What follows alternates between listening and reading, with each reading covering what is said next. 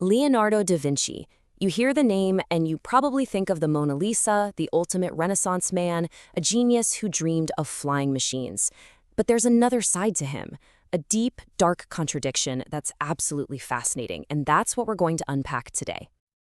So, on one hand, you have Leonardo the humanitarian. This was a guy with incredible compassion. At a time when it was almost unheard of, he was a vegetarian. People who knew him wrote about how he couldn't stand to see animals suffer. He'd literally buy caged birds in the market just to open the door and set them free. And then there's the other Leonardo, the military engineer. This same gentle soul filled his private notebooks with designs for some of the most terrifying, innovative killing machines ever imagined. And he wasn't just doodling. He was actively pitching these ideas to the most ruthless warlords in Italy. So what gives? Was he an artist who was just forced into a dark business to make a living? Or was he a pragmatist whose genius didn't really have a moral compass? Was he a lover of life or a merchant of death? That's the core paradox we're diving into. Okay, first, let's look at the cold steel of his inventions. I mean, this is a portfolio of destruction that was literally centuries ahead of its time. Let's start with his design for an armored vehicle, what we would basically call the world's first tank. It had this turtle shell shape, a conical cover made of wood that was reinforced with metal plates. And get this, the armor was sloped to deflect cannonballs. That's a concept that modern tanks still use today. Inside, a crew of up to 8 men would power the whole thing by turning these massive cranks, all while light cannons poked out in every direction, ready to just tear through enemy lines. Please remember to subscribe to our channel and turn on the notification bell, share and like our videos. The information in the video is compiled from open sources. Thank you. On paper, this thing was absolutely unstoppable, a true game changer.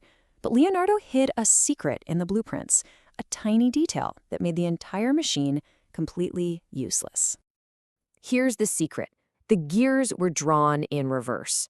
If a crew got in and started turning the cranks the way they were supposed to, the wheels would have worked against each other, and the tank wouldn't have moved a single inch.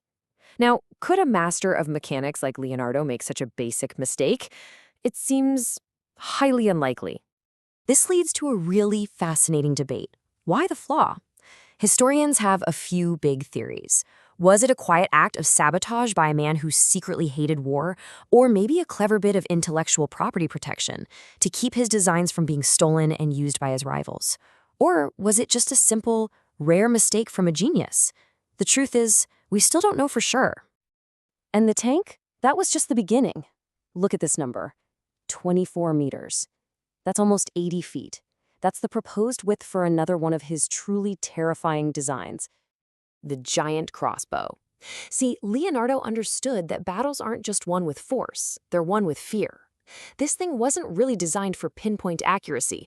It was meant to launch massive boulders or flaming bombs into enemy territory, creating such sheer panic and chaos that the army would break and run before the real fight even started. It was pure psychological warfare. And his catalog of carnage just keeps going. A scythed chariot with spinning blades designed to literally mow down soldiers like grass. A triple-barreled cannon so you could keep firing while the other barrels were being reloaded. A conceptual steam-powered cannon he called the Architrino. He even designed mortars that fired exploding shells, basically an early version of cluster bombs, made to cause as many casualties as possible. So you have to ask yourself, why? Why would a man who was so fascinated by the beauty of nature design such unnatural things? Well, the answer really lies in the brutal, cutthroat world of Renaissance Italy and what it took to get paid. Leonardo's career was basically bankrolled by some of the most powerful and dangerous men of his time. He worked for Ludovico Sforza, the Duke of Milan, and later for the infamous Cesare Borgia, a man so ruthless he was the direct inspiration for Machiavelli's classic book, The Prince. In this world, to survive, you had to be useful. And Leonardo knew exactly how to sell himself. In his job application to the Duke of Milan, he barely even mentioned his art. Seriously, the first 10 paragraphs are all about his skills as a military engineer. He promised an infinite variety of machines. This quote right here, that's him pitching his tank design. This chart really just lays out the dilemma perfectly. On one side, you have Leonardo's real passions: anatomy, flight, painting, the movement of water. and on the other, what his patrons were demanding: deadlier cannons, stronger forts, and more efficient ways to kill people. You could say his military work was the currency he used to buy himself the freedom to chase his real interests. So, okay, he took the money and he designed the weapons. But what did he actually think about it all? To find that out, we have to look into his private writings, where we can see the fire ember of his conscience burning. In his notebooks, Leonardo did not hold back. He called war Pazzia Bestialissima. It's Italian for most bestial madness. That's not just dislike, that's a powerful, visceral condemnation. It's a glimpse of the absolute disgust he felt for the very work that was paying his bills. And the evidence for his pacifism is just so compelling. Beyond calling war madness, you have his vegetarianism, his love for animals. It was all well documented. He even seemed to make a distinction in his own head. Designing defensive walls and fortresses was a noble act. It protected people. But designing offensive weapons? That was part of the madness. But maybe the clearest window we have into his soul came from an art commission. He was asked to paint the Battle of Anghiari. This was supposed to be a massive, patriotic masterpiece, a glorious celebration of a Florentine military victory. But Leonardo completely subverted the project. The sketches that survived don't show any glory or heroes. They show the true face of Pazzia Bestialissima. You see men and horses twisted together in a storm of rage and terror, their faces like animal masks of pure fury. It was a powerful anti-war statement, disguised as a celebration of war. So we're left with this deep, unresolved conflict.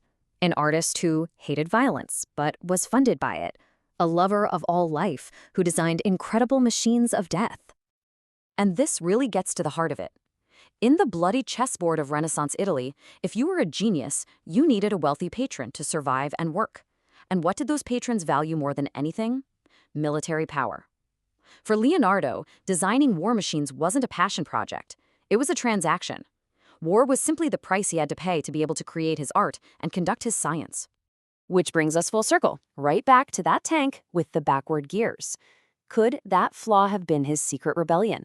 A way to fulfill his contract, collect his paycheck, but make sure that the most monstrous of his creations could never actually be unleashed on the world? It's impossible to know for sure, but it's a powerful idea. Ultimately, Leonardo's story leaves us with this timeless, really unsettling question. One that echoes all the way from the Renaissance to our modern age of artificial intelligence and beyond. When brilliance and necessity collide, is a genius obligated to a higher morality? Or are they just obligated to survive?